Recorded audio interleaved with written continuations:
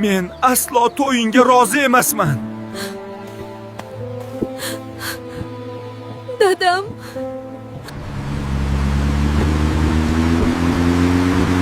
Buni hammasining orqasida dadamning qo'li bor. U Sherzod akamni boshidan yoqtirmagan, to'yimizga ham qarshi bo'lgan.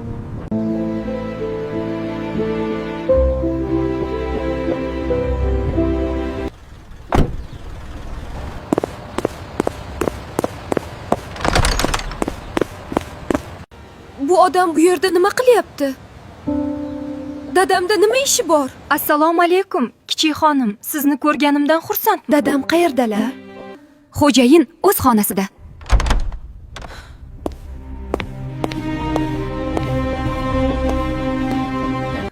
Dada, Sherzod akamni qabri yo'qolishida sizning qo'lingiz bormi? Rostini ayting. Yo'q, bu nima deganing qizim? Men unaqa qabih inson emasman. Axir siz hech qachon Sherzod akamni yoqtirmagansiz. To'yimizga ham qarshilik qilgansiz. To'g'ri, men qarshi bo'lganman. Lekin sen mening qizimsan. Men senga ozor bera olmayman.